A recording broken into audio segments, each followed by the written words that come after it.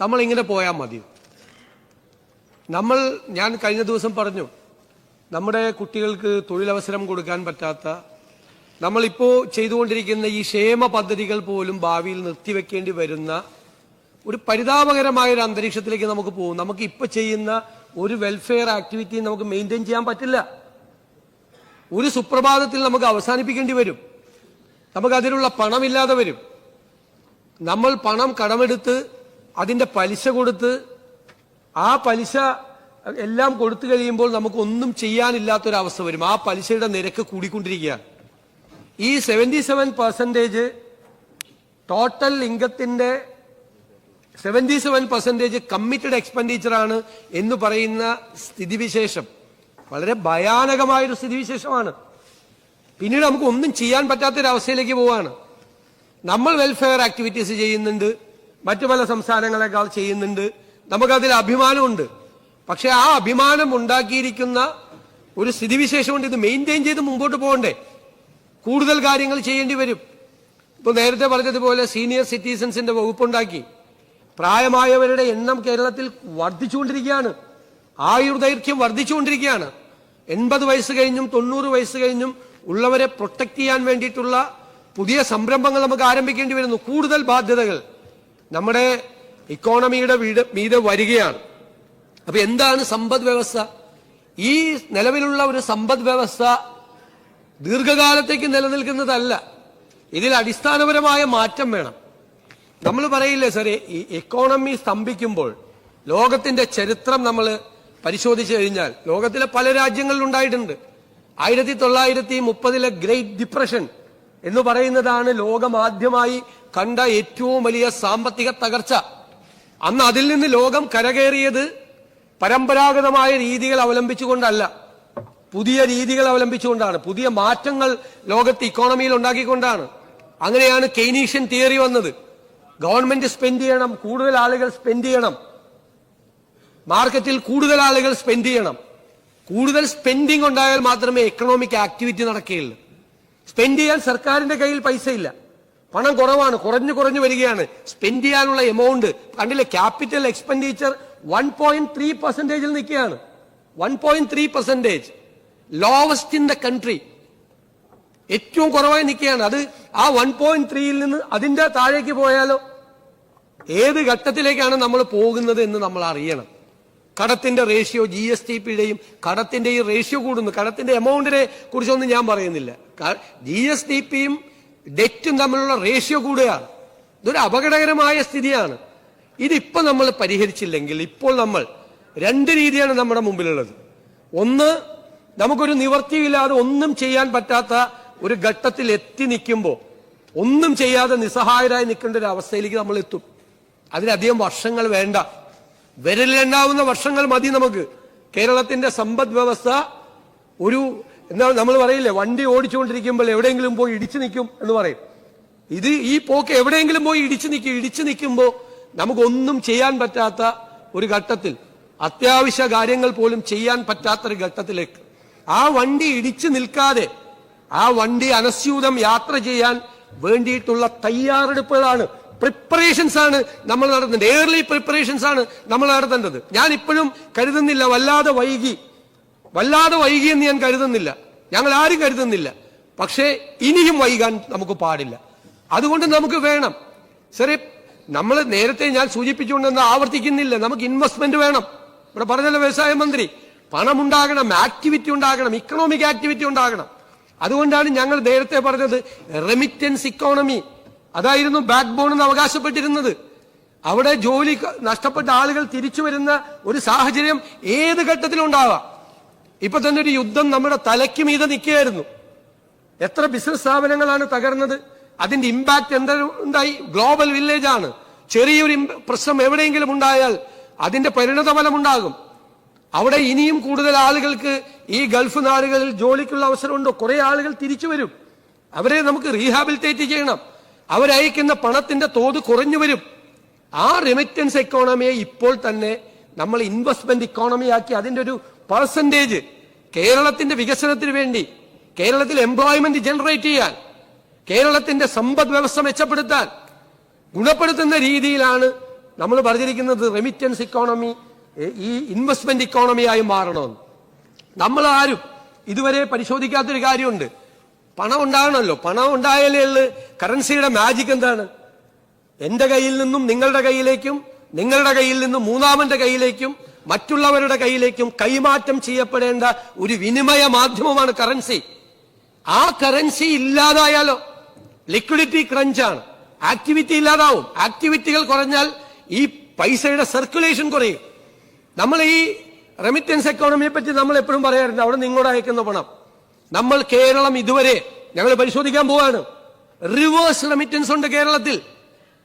അത്ഭുതപ്പെടുത്തുന്ന തരത്തിൽ 4 മില്യനും 5 മില്യനും ഇടയിൽ, 40 ലക്ഷത്തിനും 50 ലക്ഷത്തിനും ഇടയിൽ ആളുകൾ വിവിധ സംസ്ഥാനങ്ങളിൽ നിന്ന്, ഇതര സംസ്ഥാനങ്ങളിൽ നിന്നൂടെ ജോലി ചെയ്യുന്നുണ്ട്.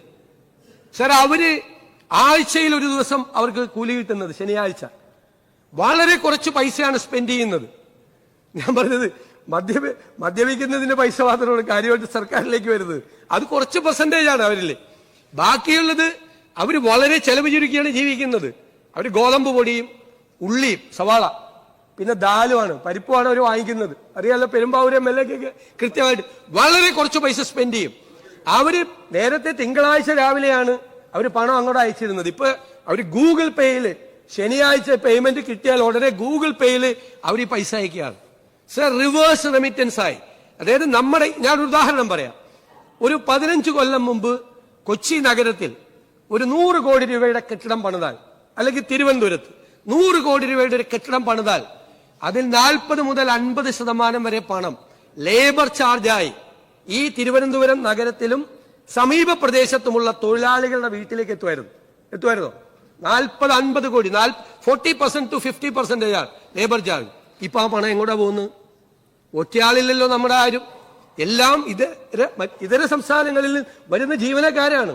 ഈ പറയുന്ന ഈ തിരുവനന്തപുരത്തും അല്ലെങ്കിൽ കൊച്ചിയിലും കേരളത്തിലും സർക്കുലേറ്റ് ചെയ്യപ്പെടേണ്ട പൈസയാണ് റിവേഴ്സ് റെമിറ്റൻസ് ആയിട്ട് ഇതര സംസ്ഥാനങ്ങളിലേക്ക് പോകുന്നത്. നമ്മുടെ ഇക്കോണമിയുടെ അടിത്തറ മാന്താണ്. നമുക്ക് എന്ത് ചെയ്യാൻ പറ്റും? അതിനെ മറികടക്കാൻ പറ്റും? അവരെല്ലാം പറഞ്ഞുവിടാൻ പറ്റുമോ? പറഞ്ഞുവിടാൻ പറ്റില്ല. ഇവിടെയുള്ള ആളുകൾ വന്ന് ആ ജോലി ചെയ്യില്ല. അതൊരു സിറ്റുവേഷനാണ്.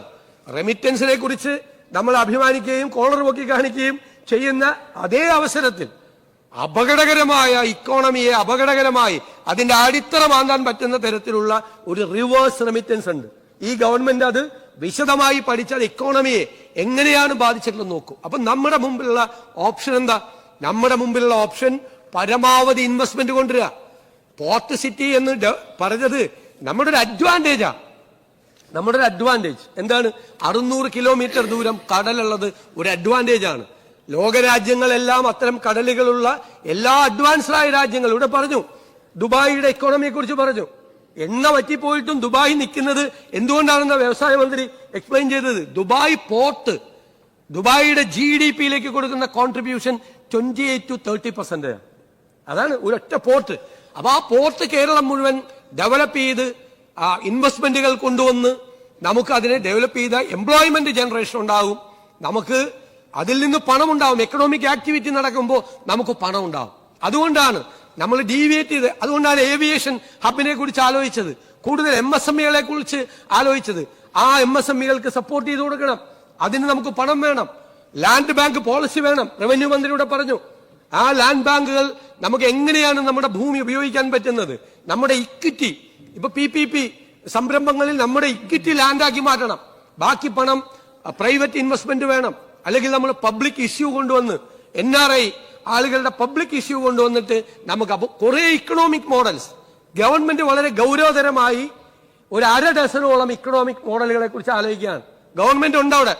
ഗവൺമെന്റിന്റെ പ്രസൻസ് ഉണ്ട്, ഗവൺമെന്റിന്റെ കൺട്രോൾ ഉണ്ട്, ഗവൺമെന്റ് ശ്രദ്ധിക്കും. പക്ഷേ ആ ഗവൺമെന്റിന്റെ സാന്നിധ്യം അറിയിച്ചുകൊണ്ട് തന്നെ കൂടുതൽ ഇൻവെസ്റ്റ്മെന്റ് വരാൻ വേണ്ടിയിട്ടുള്ള 1/2 ഡസനോളം എക്കണോമിക് മോഡൽസ് ആണ് ഈ ഗവൺമെന്റ് ഇൻവെസ്റ്റേഴ്സിന്റെ മുന്നിൽ വെക്കുന്നത്. അവര് വന്നു കഴിഞ്ഞാൽ നമുക്ക് കൺവിക്ഷൻ ഉണ്ട്, നമുക്ക് ബോധ്യപ്പെട്ടത് നടക്കും കേരളത്തിൽ. നമ്മൾ അവരോട് നിങ്ങൾ പോയി നടപടിക്രമങ്ങൾ തുടങ്ങാൻ പറഞ്ഞാൽ അവർക്ക് എത്രയും പെട്ടെന്ന് സഹായിച്ച് അവരുടെ എല്ലാവിധ തടസ്സങ്ങളും വളരെ പെട്ടെന്ന് നീങ്ങിക്കൊടുക്കാൻ വേണ്ടിയിട്ടുള്ള ഒരു സംവിധാനം വേണം. അതിനാണ് ഇൻവെസ്റ്റ്മെന്റ് ഇതുണ്ടാക്കിയത്. അപ്പോ അതുകൊണ്ട് മാത്രം കാര്യമില്ല. നമ്മുടെ വരുമാനം, നമ്മുടെ ചില ഉത്തരവാദിത്തങ്ങളുണ്ട്. നമ്മുടെ വരുമാനം വർദ്ധിപ്പിക്കണം. ഞങ്ങള് ടാക്സ് ഡ്രൈവ് നടത്താൻ പോവാ. ടാക്സ് ഡ്രൈവ്, ടാക്സ് വർദ്ധിപ്പിക്കണം. 1 രൂപ ടാക്സ് ഈടാക്കിയിട്ടില്ല. ആരുടെയും തലയിൽ അഡീഷണൽ ആയിട്ടുള്ള നികുതി ഭാരം കെട്ടിവെക്കാതെ ഒരു ഓൾട്ടർനേറ്റീവ് ആണ് ആലോചിക്കുന്നത്. ഒരു ഓൾട്ടർനേറ്റീവ്. ആ ഓൾട്ടർനേറ്റീവ് ചെയ്യുമ്പോഴും നികുതി വർധനവ് ഉണ്ടാകണം. ടാക്സ് അഡ്മിനിസ്ട്രേഷൻ, നികുതി ഘടന പൂർണ്ണമായി പുനഃസംഘടിപ്പിച്ചുകൊണ്ട്. ഇപ്പൊ GST ഒരുപാട് പ്രശ്നമുണ്ട്. നമ്മുടെ കൺട്രോൾ കുറവാണ്. GST കൗൺസിലിനാണ് കൺട്രോൾ. മുൻ ധനകാര്യമന്ത്രിക്ക് അറിയാം. ആ പരിമിതികൾക്കുള്ളിൽ നിന്നുകൊണ്ട് തന്നെ വലിയ തോതിൽ ഒരു ടാക്സ് ഡ്രൈവ് നടത്തി നമുക്ക് മാറ്റം ഉണ്ടാക്കണം. എന്തുമാത്രം സാധനങ്ങളാണ് കേരളത്തിൽ ടാക്സ് ഇല്ലാതെ കൊണ്ടുവന്ന് വിൽക്കുന്നത്. ചെക്ക് പോസ്റ്റിൽ ക്യാമറയില്ല, ഒരു സംവിധാനമില്ല, ആളുകൾ കൊണ്ടുവന്ന് വിൽക്കുകയാണ്. ആര് ചോദിക്കാനും പറയാനും ആരുമില്ല. അത് നടക്കില്ല. ഒരു കാര്യം ഞാൻ ഉറപ്പിച്ചു പറയുന്നു, നികുതി വെട്ടിപ്പുകാരോട് കർശനമായി അവരെ നേരിടും. ഒരു സംശയം വേണ്ട. ഒരു വിട്ടുവീഴ്ചയും ഉണ്ടാവില്ല നികുതി വെട്ടിപ്പുകാരോട്. 2 പ്രശ്നമാണ്. ഒന്ന്, സംസ്ഥാനത്തിന്റെ ഖജനാവിന് കിട്ടേണ്ട വരുമാനം ഇല്ലാതാവുന്നു. 2, ഇവര് കൊണ്ടുവന്ന് ഈ കള്ളക്കച്ചവടം നടത്തുമ്പോൾ, ഞാൻ അതേ വാക്കുപയോഗിക്കുന്നു, കള്ളക്കച്ചവടം നടത്തുമ്പോൾ കട ഇട്ട് വാടക കൊടുത്ത്, ഇലക്ട്രിസിറ്റി ചാർജ് കൊടുത്ത്, അല്ലേ, വാട്ടർ ചാർജ് കൊടുത്ത്, എംപ്ലോയീസിനെ വെച്ച് അവർക്ക് ശമ്പളം കൊടുത്ത് സർക്കാർ നികുതി കൊടുക്കുന്ന ഒരു ജെനുവിൻ ടാക്സ് പെയർ, അതുപോലുള്ള നിരവധി ആളുകൾ പൂട്ടിപ്പോവുകയാണ്. ആ ജെനുവിൻ ടാക്സ് പെയർ പൂട്ടിപ്പോയി കഴിഞ്ഞാൽ അതിന്റെ ആദ്യത്തെ ഇര ഗവൺമെന്റിനാണ് നഷ്ടമുണ്ടാകുന്നത്. യഥാർത്ഥ നികുതിദായകരെ സർക്കാർ എല്ലാ സഹായവും അവർക്ക് ചെയ്തു കൊടുക്കുകയും അവരെ പൂർണ്ണമായി പ്രൊട്ടക്ട് ചെയ്യുകയും ചെയ്യും. പക്ഷെ നികുതി വെട്ടിക്കുന്നവരോട് ഒരു സമീപനം കർശനമായിരിക്കും എന്ന കാര്യത്തിൽ യാതൊരു സംശയവും വേണ്ട. നികുതി വെട്ടിപ്പ് വ്യാപകമായി കേരളത്തിൽ നടക്കുന്നുണ്ട്. ആ നികുതി വെട്ടിപ്പ് കർശനമായ നടപടികൾ സ്വീകരിച്ച് അത് അവസാനിപ്പിക്കും. എന്നിട്ട് നികുതി വരുമാനം വർദ്ധിപ്പിക്കാൻ വേണ്ടിയിട്ടുള്ള കാര്യങ്ങൾ തുടങ്ങും. സർ, ഞാൻ മറ്റു കാര്യങ്ങളെ കുറിച്ചൊന്നും ഇവിടെ പറയുന്നില്ല. ഇവിടെ വളരെ വിശദമായി സംസാരിച്ചു. എനിക്കൊരു അഭ്യർത്ഥന, രാഷ്ട്രീയം പറയണം, ആക്ഷേപങ്ങൾ ഉന്നയിക്കണം. ഇപ്പൊ എന്തൊക്കെ പറഞ്ഞു? ഇപ്പൊ ലൈഫ് പദ്ധതി നിർത്താൻ പോവാണെന്ന്, ശരിയാണോ? ലൈഫ് പദ്ധതിക്ക് വേണ്ടിയിട്ട് പണം നീക്കി വെച്ചിട്ടില്ലേ? അതില് വലിയ ആക്ഷേപമാണ് പട്ടികജാതി പട്ടികവർഗ സംഘടനകൾക്ക്. അവർക്ക് പഴയതുപോലെ നടക്കുന്നില്ല. നേരത്തെ ഉണ്ടായിരുന്ന പട്ടികജാതി പട്ടികവർഗ മന്ത്രിമാർക്കും അതേ അഭിപ്രായമായിരുന്നു. അവരോട് ചോദിക്കണം. ഫിഷർമെൻ കമ്മ്യൂണിറ്റിക്ക് അവർക്ക് നേരത്തെ ഉണ്ടാകുന്ന വീടുകൾ ഉണ്ടാകുന്നില്ല. ഈ 2 കൂട്ടരും നമ്മുടെ സമൂഹത്തിൽ പിന്നോക്കം നിൽക്കുന്ന ആളുകളാണ്. ജനറൽ പ്രോജക്റ്റിൽ അവരെ ഇൻക്ലൂഡ് ചെയ്തപ്പോൾ അവർക്ക് നേരത്തെ കിട്ടുന്ന ആനുകൂല്യങ്ങൾ കിട്ടുന്നില്ല. ഞങ്ങൾ വാക്കുകൊടുത്താണ്, ഞങ്ങൾ അധികാരത്തിൽ വന്നാൽ നിങ്ങൾക്ക് പ്രത്യേകമായ ഭവന നിർമ്മാണ പദ്ധതികൾ ഉണ്ടാവും. അത് ലൈഫിനെ തകർക്കാനൊന്നും അല്ല പോകുന്നത്. എന്റെ കയ്യിൽ ഒരുപാട് ഡോക്യുമെന്റ്സ് ഉണ്ട്, ഞാൻ അതിലേക്കൊന്നും പോകുന്നില്ല. പിന്നെ വീണ്ടും സ്വകാര്യവൽക്കരണം. എന്ത് ബഹളമായിരുന്നു. ഞാൻ പറഞ്ഞല്ല കഴിഞ്ഞ ദിവസം, ഒരു വാചകം പോലും സ്വകാര്യവൽക്കരണത്തെ കുറിച്ചില്ല. ഞങ്ങൾ മിനറൽ കോറിഡോർ പറഞ്ഞപ്പോൾ ഒരു വാചകം പോലും ഇല്ല. നിങ്ങൾ വന്ന് ഞങ്ങളെ വിമർശിച്ചത്, നിങ്ങളൊരു പ്രൈവറ്റ് കമ്പനിയായിട്ട് എല്ലാ ധാരണ ഉണ്ടാക്കി വെച്ചിട്ടാ മിനറലിന്റെ കാര്യത്തിൽ. കുഞ്ഞാലി സാഹിബ് പറഞ്ഞപ്പോ, വ്യവസായ മന്ത്രി പറഞ്ഞപ്പോ അത് ഒരു മയത്തി പറഞ്ഞൊന്നും മാത്രമല്ല, അദ്ദേഹത്തിന്റെ ഒരു പ്രത്യേകതയാണ്. എന്താണ്? മോണോസൈറ്റ് ക്രാക്കിംഗ് ആണ്. മിനറൽ ഇതിന്റെ ഭാഗമാണ്, മിനറലാണ്, അതിന്റെ ക്രാക്കിംഗ് ആണ്. എന്താ ചെയ്തത്? ഞാൻ പറഞ്ഞ കേട്ടോ, 265ാമത് ബോർഡ് മീറ്റിംഗ് KMMLന്റെ, കേരള മിനറൽസ് ആൻഡ് മെറ്റൽസിന്റെ, that meeting directed to go for open short global tender based on the expression of interest. നേരത്തെ ഒരു എക്സ്പ്രഷൻ ഓഫ് ഇൻട്രസ്റ്റ് നടത്തി. എന്നിട്ട് ഇത് എങ്ങനെയാണ് നടത്തേണ്ടതെന്ന് തീരുമാനിച്ചു. പ്രൈവറ്റ് പാർട്ടിസിപ്പേഷൻ വേണ്ടിയിട്ടാണ്. പ്രൈവറ്റ് പാർട്ടിസിപ്പേഷൻ KMML മിനറൽ സെക്ടറിൽ പ്രൈവറ്റ് പാർട്ടിസിപ്പേഷൻ നിങ്ങളുടെ ഗവൺമെന്റ് ആണ് തീരുമാനിച്ചത്. എന്നിട്ട് global tender published on 20th അതായത് ജനുവരി 20 2026 ഗ്ലോബൽ ടെൻഡർ പബ്ലിഷ് ചെയ്തു. The global open tender was opened on and found 3 offers were received from. 3 offer കിട്ടി. ആരൊക്കെയാണ്? Messrs Amaya Smart Technologies Private Limited, messrs Midwest Limited and messrs Trident Mines and Minerals. ഈ 3 കമ്പനികൾ. എന്നിട്ട് 267ാമത്തെ board യോഗം പോണ പോക്കിൽ നിങ്ങളുടെ അധികാരത്തിൽ നിന്ന് നിങ്ങൾ പോണ പോക്കിൽ 2026 ഫെബ്രുവരി 25 ചേർന്ന ബോർഡ് യോഗം. KMMLന്റെ ബോർഡിൽ ആരൊക്കെ ഇരിക്കുന്നത്? ഗവൺമെന്റ് ഒഫീഷ്യൽസ് അടക്കം ആളുകൾ ഇരിക്കുന്ന ബോർഡ് എടുത്ത തീരുമാനം എന്താണ്? Number 1, to issue work order. ആർക്കാണ്? To messrs Midwest Limited Hyderabad for carrying out the project works as per the terms and conditions of the tender. ഞാനൊന്നും പറയുന്നില്ല. അതിന്റെ ആക്ഷേപം കേട്ടത് ആരാ? ബജറ്റിൽ ആക്ഷേപം കേട്ടത് ആരാ? ഞാനാണ് ആക്ഷേപം കേട്ടത്. ഒരാഴ്ച ആഘോഷിച്ചു മിനറൽ കോറിഡോർ, കേരളത്തിലെ കരിമണൽ സ്വകാര്യ മേഖലയ്ക്ക് തീരെഴുതി കൊടുക്കുന്നു ഈ ഗവൺമെന്റ്. മുഖ്യമന്ത്രി അതിന് കുടപിടിച്ചു കൊടുക്കുന്നു. മുഖ്യമന്ത്രിയുടെ ബജറ്റിൽ ഒരു വാചകം പോലും ഇല്ല. ഇതെല്ലാം ചെയ്തു വെച്ച ആളുകളാണ് വന്ന് ഞങ്ങളെ വിമർശിച്ചത് എന്ന് നിങ്ങൾ ഓർക്കണം. ഹൈദരാബാദിലെ കമ്പനിക്ക് മോണോസൈറ്റ് ക്രാക്കിങ്ങിന് ഇതുവരെ ചെയ്യാത്ത ഒരു ഡീല് ചെയ്ത് എല്ലാം വെച്ചിട്ടാണ് ഞങ്ങളുടെ നേരെ വിരൽ ചൂണ്ടുന്നത്. ഞാൻ എപ്പോഴും പറയാറുണ്ട്, ഞങ്ങളുടെ നേരെ ഒരു വിരൽ ചൂണ്ടിയാൽ 4 വിരൽ നിങ്ങളുടെ നെഞ്ചു നേരെയാണ്. നിങ്ങൾ മറക്കണം. ഒന്നും ചെയ്യില്ല. നിങ്ങളിവിടെ ബഹളമുണ്ടാക്കിയ ഒന്നും വേണ്ടാത്തതൊന്നും ഈ ഗവൺമെന്റ് ചെയ്യില്ല. വേണ്ടാത്തതൊന്നും. ഇനി പ്രതിപക്ഷം നന്നായി വർക്ക് ചെയ്തോ. ഞങ്ങളൊരു തെറ്റ് ചെയ്താൽ നിങ്ങൾ പറഞ്ഞു, പ്രതിപക്ഷ നേതാവ് പറഞ്ഞു, പ്രതിപക്ഷ അംഗങ്ങൾ പറഞ്ഞു, ഞങ്ങളൊരു തെറ്റ് ചെയ്താൽ ഇത് തെറ്റാണ്, ഞങ്ങൾക്കത് തെറ്റാണ് എന്ന് ബോധ്യപ്പെട്ടാൽ ഒരു മാപ്പ് കൂടി പറഞ്ഞ് അത് പിൻവലിക്കും. അതിന് നിങ്ങൾ യു ടേൺ എന്നോ എന്ത് വേണമെങ്കിലും പറഞ്ഞോ. തെറ്റ് പറ്റും. ഗവൺമെന്റുകൾക്ക് തെറ്റ് പറ്റും, വ്യക്തികൾക്ക് തെറ്റ് പറ്റും. പക്ഷെ ഒരു സതുദ്ദേശത്തോടുകൂടി ഇൻ ഗുഡ് ഫൈറ്റ് നമ്മൾ മുന്നോട്ട് പോകുമ്പോൾ തെറ്റാണ് എന്ന് ചൂണ്ടിക്കാണിക്കേണ്ടത്, തിരുത്തേണ്ടത് പ്രതിപക്ഷമാണ്. നിങ്ങൾ ശരിയായ കാര്യം ചൂണ്ടിക്കാണിച്ചാൽ ഞങ്ങൾ തിരുത്തും. പക്ഷേ പ്രചരണം, ലൈഫ് പദ്ധതി നിർത്താൻ പോകുന്നു, കേരളം മുഴുവൻ സ്വകാര്യ വൽക്കരണമാണ്, എന്തെല്ലാമാണ് പറഞ്ഞത്. ഞാൻ കഴിഞ്ഞ ദിവസം മദ്യത്തിന്റെ കാര്യം ഇന്നിവിടെ വീണ്ടും പറഞ്ഞു. ഞാൻ വീണ്ടും ആവർത്തിക്കുന്നില്ല. ഞാൻ പഴയ കഥ 2021 തൊട്ടുള്ള ഫയൽ ഇവിടെ വായിച്ചപ്പോ ആരാണ് അതിന് പോയത്? ഇതുപോലൊരു പോക്ക് പോയതാ. ഏത് ഈ മിനറലിന്റെ കാര്യത്തിൽ പോയ പോലത്തെ ഒരു പോക്ക് പോയതാ.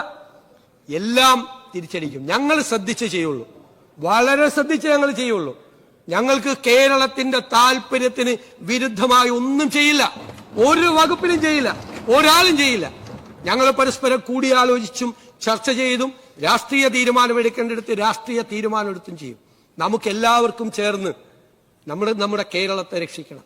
നമ്മൾ കൺവെൻഷനായി പറഞ്ഞു വരുന്ന ചില വാക്കുകൾ ഉപയോഗിച്ച് സർക്കാർ ചെയ്യുന്ന ഈ ബജറ്റിൽ അത്തരം ഒരു പ്രതീക്ഷയോടുകൂടിയാണ് ഈ ബജറ്റിൽ ഒരുപാട് കാര്യങ്ങൾ വെച്ചിരിക്കുന്നത്. മാറ്റമുണ്ടാകും. ഞാൻ നിങ്ങളോട് പറയുന്നു, അടുത്ത 3 മാസം കഴിയുമ്പോൾ മുതൽ എന്റെ വാക്കാണ് ഈ സർക്കാരിന് വേണ്ടിയിട്ടുള്ള വാക്കാണ്. ഈ ബജറ്റിൽ പ്രഖ്യാപിച്ചിരിക്കുന്ന പല കാര്യങ്ങൾക്കും ഈ 3 മാസം കഴിയുമ്പോൾ മുതൽ ഇതിന്റെ ഡെലിവറി ഉണ്ടാവും, റിസൾട്ട് ഉണ്ടാവും, ഡെലിവറി ഉണ്ടാവും. അതിന്റെ പുറകെയാണ് ഈ സഭാ സമ്മേളനം അവസാനിച്ചാൽ ഞങ്ങൾ എല്ലാം മാറ്റിവെച്ച് ഇതിനുവേണ്ടി പൂർണ്ണമായി അർപ്പിച്ച് ഈ പരിപാടികളുമായി മുന്നോട്ട് പോകും. ഓരോ ക്വാർട്ടറും നോക്കിക്കോ, ഓരോ 3 മാസം കഴിയുമ്പോഴും അഭിമാനത്തോടെ നമ്മുടെ നാടിന്, ഞങ്ങൾക്ക് മാത്രമല്ല നമ്മുടെ നാടിന് അഭിമാനിക്കാൻ പറ്റാവുന്ന മാറ്റങ്ങൾ ഈ കേരളത്തിൽ ഉണ്ടാകും. ഞങ്ങൾ കോൺഫിഡന്റാ. നിങ്ങൾ കൂടി അത്തരം കാര്യങ്ങളിൽ ഒരു ക്രിയാത്മകമായ ഒരു പോസിറ്റീവായിട്ടുള്ള അപ്രോച്ച് ഉണ്ടാകണം എന്ന് മാത്രം വിനയപൂർവ്വം അഭ്യർത്ഥിച്ചുകൊണ്ട് ഞാൻ ഈ ധനാഭ്യർത്ഥനകൾ പാസാക്കി തരണം എന്ന് അഭ്യർത്ഥിക്കുന്നു.